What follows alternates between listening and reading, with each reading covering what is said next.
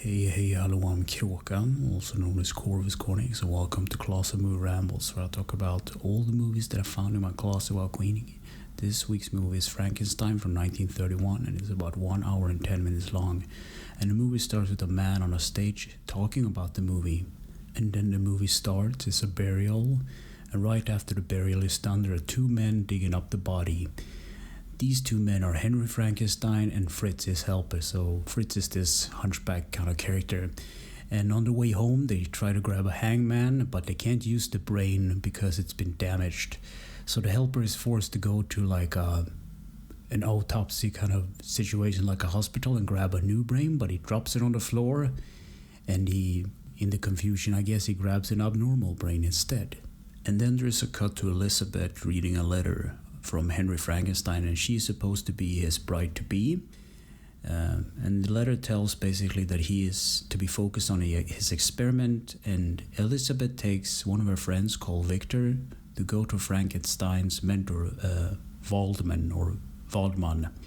And Waldman tells them that Frankenstein basically created life, and then cutting to Dr. Frankenstein rigging up this huge experiment, and there are a lot of buzzing things like electricity and stuff, and he has this all rigged up in an old abandoned tower, and he tests the machine, as I said, and then it knocks on the door, and he goes to open, reluctantly letting in Victor, Elizabeth, and Waldman.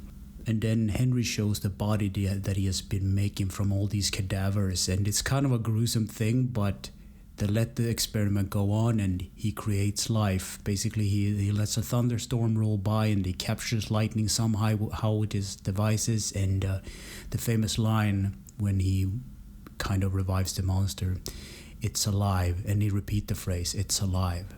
So later, the burgomaster goes visit Henry's father, the Baron, and even later, Henry shows Waldman his experiment with the monster. So he asks the monster to sit down, and he does so, and he reacts to the light, and there's like a torch, and the monster reacts badly to fire for some reason, and they try to put the monster back in to calm it down or something, and Fritz tortured it with the flame and just being a really bad person, and that actually leads to Fritz getting killed by the monster. And then Henry and Waldman tries to put the monster down with a syringe, and they manage to do so.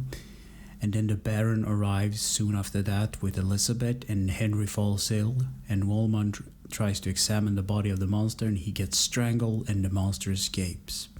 So later there is a celebration because Elizabeth and Henry is about to get married, and I think at this point Henry thinks that the monster is still locked up in the abandoned tower, but he isn't. So the monster goes out and he meets this little girl, and she's not afraid of him, and he's just being nice, he thinks, so he throws her in the water, but she can't swim, and the monster can't do anything because his brain is abnormal.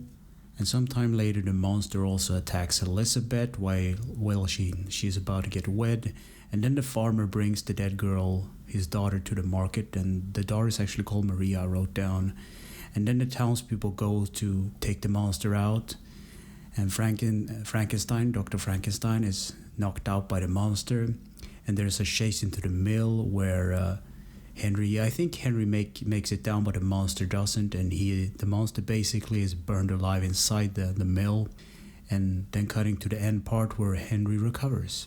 So what do I think about this movie, Frankenstein from 1931? It's a good movie for what it is. I don't think I can recommend it.